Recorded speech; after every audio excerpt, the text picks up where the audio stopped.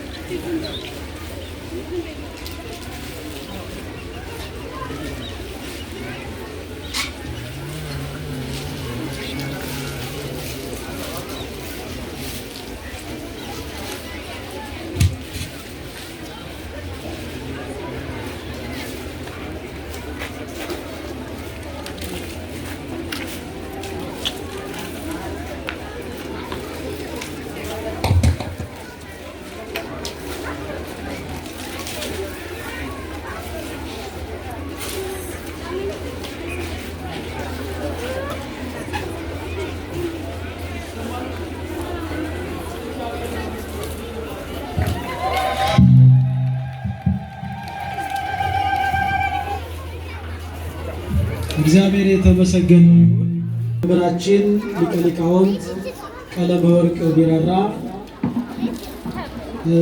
ወንድማችን ዘማሪ በኩረ ይባቤ ዘማሪ ገብረ ዮሐንስ፣ ሊቃውንተ ቤተ ክርስቲያን፣ ካህናት አባቶቼ፣ ዲያቆናት ወንድሞቼ፣ በቅድስናው ስፍራ የተሰባሰባችሁ ሁላችሁን በእግዚአብሔር ስም እንደምን ቆያችሁ?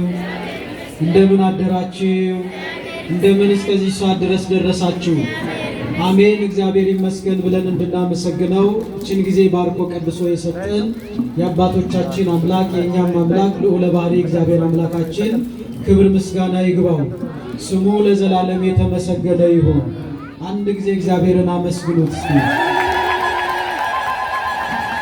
እግዚአብሔር የተመሰገነ ይሁን።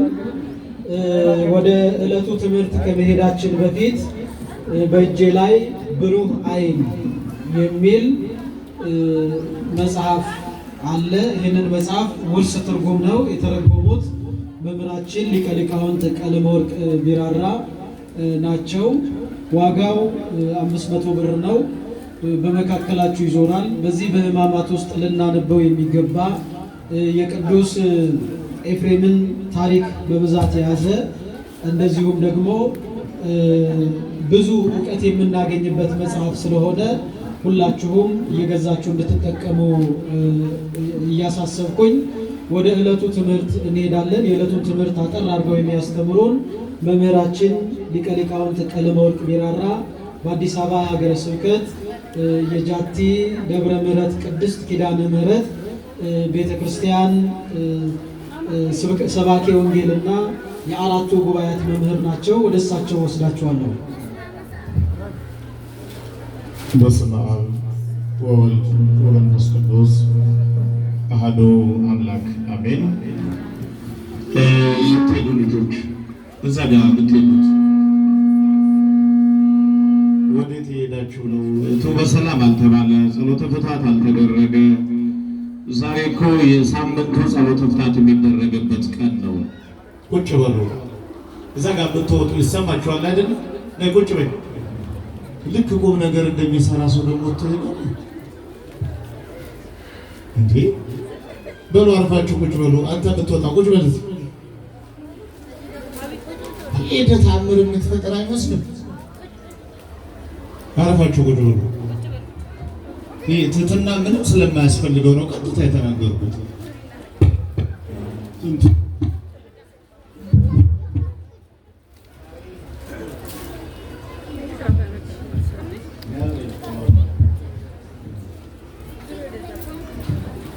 ዛሬ የሳምንቱ ጸሎተ ፍትሐት ተደርጎ እግዚአብሔር ይፍታችሁ ተብለን ነው የምንሄድ። አሁን ስትወጡ ድንገት እንደው አንድ ባጃጅ ገፋ ቢያደርጋችሁ ምን ልትሆኑ ነው? ነውር አይደለም? አንዳንዴ እየተከባበርን እየተደማመጥን እሺ፣ ሁሌ አክብረናችሁ ብቻ አይሆንም። ሁሌ ሰምተናችሁ አባብለናችሁ አዝለናችሁ ሽሩሩ ብለናችሁ ብቻ አይሆንም። እሺ፣ ነውር ነው። ምን ሊሉ አባቶቻችን ጠሩን ማለትም ይኖርባችኋል። የማንን ጎፈሬ ልናበጠር ከአዲስ አበባ እዚህ ድረስ መጣንና ቢቻል ተምረን፣ ካልሆነ ግን ሰዓታችሁን አይታችሁ ከረፈደ አባቶች አጠር አድርጉልን፣ እድር አለ፣ ማህበራዊ ኑሮ አለ፣ ቶሎ እንሂድ ነው የሚባል እንጂ እግዚአብሔር ይፍታ ሳይባል እንዲያውላጥ ምን ሰማችሁ? አሁን ምን አደረጋችሁ? ዞርን፣ ከዛ የሆነ ዘንባባ እያችሁ ሄዳችሁ። አይነት ነገር የለም። አልፋችሁ ቁጭ በሉ። 5 ደቂቃ እንማማራለን። 5 ደቂቃ መልእክት ይኖራል። በአጠቃላይ አንድ 15 ደቂቃ እናባከናለን። ባከነብን ካላችሁ እንደኔ ግን 15 ደቂቃ ቁም ነገር ላይ አውላለሁ። ስለዚህ ተረጋግታችሁ ቁጭ በሉ። ወደ ትምህርታችን ነው የምንሄደው። ይቅርታ ደህና አደራችሁ ሁሉ ሳልላችሁ እኮ ነው ወደ ነገር ያስገባችሁ። ደህና አደራችሁ፣ እንኳን አደረሳችሁ። እስኪ እግዚአብሔርን አመስግኑ ተለላችሁ። ቀጥታ ነገረኛ ያደረጋችሁኝ። አንዳንድ ሚስቶች ነገር ጭረው ይጠብቁና ባል ሲመጣ ጦር ሜዳ ያደርጉታል ቤቱን። ከዛ እሱን ነገር ይኸው ከመምጣቱ ቤቱ ተበጠበጠ ይባላል። የእሷን ያየ የለም። አሁን የእናንተን ያየ የለም። ምን የሰለፈልፍ ምን አድርገውት ነው እንዲህ የሚጮህባቸው ይባላል። ነውር ነው። ለማንኛውም ፍትህ ወአምጽኡ አለ ባለቤቱ እግዚእነ ኢየሱስ ክርስቶስ፣ ፈታችሁ አምጡልኝ በማለት ዛሬ ነፍሳት ተፈተው ወደ እርሱ እንዲቀርቡ ነፃ እንዲወጡ ያዘዘበት የነፃነት ዕለት ነው። ይህንንም አስመልክቶ ቅድም በወንጌሉ ላይ ሲነበብ ሰምታችሁ ከሆነ ሊቁ ቅዱስ ያሬድም እንደተናገረው ሶበሰ ተአምሪ ዮም ሰላምኪ፣ እነሆ ብታውቂስ ኖሮ ዛሬ ሰላምሽ ዛሬ ነው ወይም ሰላምሽ ይህ ነው የሚል ነው የትምህርታችን ርዕስ። ብታውቂስ ኖሮ በሉ እስኪ፣ ሰላምሽ ይህ ነው። አዎ ሰላማችን፣ መድኃኒታችን፣ እረፍታችን፣ ሕይወታችን ያላወቅነው ያልተረዳነው እናውቀው ዘንድ ሁሌ የምንቃትት ሁሌ እንረዳው ዘንድ የምንማረው የምንመረምረው የዘላለም አባት የሰላም አለቃ የነፍሳችን ንጉሥ መድኃኒተ ዓለም ኢየሱስ ክርስቶስ ወደ ኢየሩሳሌም በአህያዋና በውርንጫዋ ላይ ተቀምጦ በገባበት ጊዜ ሕዝቡ ሁሉ እልል እያሉ ተቀበሉት። 40ውን ቀን ከጦመ በኋላ በመጨረሻ ወደ ኢየሩሳሌም ሲገባ አየና አዘነላት፣ አለቀሰላት ይላል። ከተማዋ እጅግ ታሳዝን ነበረ፣ ጎስቁላለች። ከተማዋ በጣም ደፍርሳ ደብዝዛለች፣ አርጅታለች። ቆርቆሮ አይደለም ያረጀው፣ መንገዱ አይደለም የተበላሸው፣ ሜዳው አይደለም። ሰዎቹ በሙሉ አእምሯቸው ደብዝዟል። እውነትን ከመስማት ወደ ኋላ ብለዋል። ለእውነት ከመገዛት ጆሮአቸውን ደፍነዋል፣ አይኖቻቸውን መልሰዋል። እግዚአብሔርን ፍጹም ላለመስማት በአንድ ቃል የተነገራቸው ይመስል ሁሉም ከእግዚአብሔር ፊታቸውን መልሰዋል። አያቸውና ጠላት ዲያብሎስ ሲጫወትባቸው አዘነላቸው። እናም ወደ ከተማዋ ሲመጣ ሕዝቡ በሙሉ በእልልታ ተቀበሉት። ቅድም እንዳያችሁት ዘንባባውን ይዘው ሁሉም በተለይ ሕፃናት ለዳዊት ልጅ ሆሳዕና መድኃኒት መባል ይገባዋል። እስካሁን ብዙ መድኃኒት የሚባሉ ኢያሱ፣ ኢሳይያስ እያልን ስንጠራቸው የኖርን ብዙ የመድኃኒትነት ስም ያላቸው ያድናሉ ብለን የጠበቅናቸው ብዙ ነቢያት፣ ብዙ መሳፍንት አልፈዋል። ግን እነዚህ ሁሉ መድኃኒት መሆን አልቻሉም። እነዚህ ሁሉ የሞትን ባህር ማሻገር አልቻሉም። እነዚህ ሁሉ ከሞት ወደ ሕይወት፣ ከሲኦል ወደ ገነት፣ ከጨለማ ወደሚደነቅ ብርሃን ማሻገር አልቻሉም። እነሆ አሁን የመጣው ገና እርሱ የዓለም መድኃኒት መባል ይገባዋል። እነሆ የዓለም መድኃኒት የዘላለም ንጉሥ መባል የሚገባው እርሱ ነው። ስለዚህ ለእርሱ ሆሳዕና እያለን እንዘምራለን በማለት ሕፃናቱ ከአረጋውያን፣ ወጣቱ ከጎልማሶች ጋር በአንድ ድምፅ ምድርን አናወጧት በእልልታ። ቅድም ልክ ገብርኤል ሲዘምር እናንተ እልል ስትሉ እንደነበረው አቤቱ አሁን አድን፣ አቤቱ ይቅር በል እያሉ ሁሉም ለከተማዋ ሰላም ሲጸልዩ፣ በተቃራኒው ደግሞ የሚያጉረመርሙ ነበሩ። ያውም ደግሞ የሚገርማቸው ያ የሚዘምረው ሕዝብ ሳይሆን በእርሱ መምጣት የመጀመሪያ ተጠቃሚዎች አጉረምራሚዎቹ ነበሩ። ሌዋውያኑ ትልልቆቹ የእርሱን ክብር በመግለጥ ስለ እርሱ በመናገር የክብሩን ወንጌል በመግለጥ ለዘላለም ሕያዋን ለመሆን የተመረጡ ለክብሩ ወንጌል የተጠሩ ኦሪቱን ጠንቅቀው የተማሩ እነርሱ ነበሩ። ነገር ግን አጉረመረሙ። እባክህ እነኝህን ሕፃናት ዝም አሰኝልን፣ እየተንጫጩብን ነው፣ ድምፃቸው ረበሸን፣ ዝማሪያቸው ጆሮአችን ረበሸዋል። ሲዘመር የሚያመው ወንጌል ሲሰበክ የሚያመው ልክ ወንጌል ሊጀመር ሲል የሚያቁረጠንጠው። በነገራችን ላይ ምናልባት ጄኔቲክ የሚባለው ቢጠና እንዲህ ልክ ወንጌል ሰዓት የሚያቁነጠንጠን እነዚያ ሰዎች ዝርያ ያለበት ሰዎች ነን ብዬ አስባለሁ። በእርግጠኝነት እውነት እላችኋለሁ የጄኔቲክ ጉዳይ ቢጠና የዘር ሐረጋችን ቢጠና ለወንጌል፣ ለዝማሬ፣ ለቅዳሴ፣ ለኪዳን ጆሮና ጊዜ የሌለን ሰዎች ምናልባትም ከሚያጉረመርሙት ሰዎች ቢያንስ በሰባተኛ የዘር ግንድ ሳንገናኝ አንቀርም። እባክህ ዝም አሰኝልን፣ ጫጫታቸው በረረን አሉ። መልካም፣ እነዚህን ሕፃናት ዝም ማሰኘት ይቻላል። እነርሱ ዝም እንዲሉ መናገር መገሰጽ ይቻላል። ነገር ግን እነርሱ ዝም ቢሉ እነኚህ ድንጋዮች ይዘምሩ የለ አላቸው። ወዲያው ይገርማችኋል፣ ሰዎቹ የሕፃናቱን ድምፅ ነበር የተጠየፉት። ጭራሽ የቢታንያ ድንጋዮች የክብሩን ወንጌል መግለጥ ለክብሩ ወንጌል መዘመር ጀመሩ። የእውነትን ቃል ማስተጋባት ጀመሩ።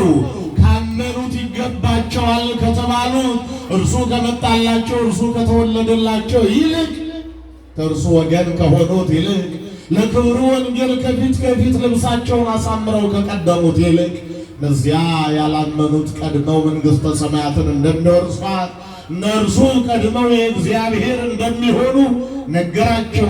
እንዲህም ሲል ተረከላቸው። ሶበሰ ተአምሪ ነዋ ሰላምኪ፣ እናንተ ብታውቁ ኖሮ፣ እናንተ ብትረዱ ኖሮ፣ ቢገባቸው ኖሮ ሰላማችሁን የነበርኩ አላቸው። ሰላም ፈልገው ነው፣ ጸጥታ ፈልገው ነው አትንጫጩብን ያሉ። ግን ሰላም የሚሰጥ የእግዚአብሔር ቃል ነው። የሚያሳርፍ አእምሮን የሚያሳርፍ ከሕሊና በላይ የሆነ እግዚአብሔር ወንጌል ነው። እኔና እናንተን ሰላም የሚሰጠን የሚያረጋጋ። አየነው አይደለም እንዴ? ልንረጋጋ ብለን ብዙ ነገር ሞከርን እኮ። ብዙ አማካሪዎች ሳይካትሪስቶች ጋር ሳንቲም አባከንን፣ ጊዜ አባከንን፣ በር ዘግተን አለቀስን፣ ቀኝ ግራ ወጣን ወረድን፣ ደከምን። ግን እንደ እግዚአብሔር ቃል ያሳረፈን አለ እንዴ? ትላንትና ሮጥን፣ ለማይሞላው ቤት ሁላችን ደከምን። አሁን እንኳን እንዲህ ግር ብለን ለመውጣት የተዘጋጀ ነው ያችኑ ሽሮ ሄዶ ከቦሬ ለማለት አይደለም፣ ከፓስታና ከሩዝ ጋር ለመታገል አይደለም። እውነት በልቶ ያረፈ ማን ነው? እስኪ ንገሩኝ። ከእናንተ መካከል በላን አይደለም? አረፋችሁ? ሰላም አገኛችሁ በልታችሁ? እፍ ደከመኝ እኮ ነው ምንል በልተን እፍር ወይ ኖሯል። አንተ ደከመኝ፣ አሁንም ደከመኝ በልቶ ተምረን የማይደክመን ሰምተን የማይደክመን ዘምረን የማይሰለቸን እግዚአብሔር ቃል የዘላለም ሕይወት አማናዊ ዕረፍት ይህ ቅዱስ ወንጌል ነው። ብናውቀው ኖሮ ማረፊያ፣ ብናውቀው ኖሮ ሰላም። ይህች ቅድስት ቤተ ክርስቲያን ናት። ያ ወደ ኢየሩሳሌም የመጣው ሕፃናትና አረጋውያን የዘመሩልን እነዚያ ሕፃናት አማናዊ መድኃኒት፣ እውነተኛ መድኃኒት፣ ትክክለኛ መድኃኒት፣ እውነተኛ ንጉሥ አንተ ነህ ብለው የዘመሩለት ያ የናዝሬቱ ኢየሱስ ወደ ኢየሩሳሌም ለሰላም ገባ። ዛሬም ወደ ኢትዮጵያ ለሰላም ይምጣ። ያ የናዝሬቱ ኢየሱስ ዛሬም ወደ ኢየሩሳሌም እንደገባው ወደ ኢትዮጵያ ይምጣ። ወደ ቤተ ክርስቲያናችን፣ ወደ ትዳራችን ይምጣ። እርሱ ሲመጣ ሁሉ ሰላም ነው፣ ሁሉ እረፍት ነው።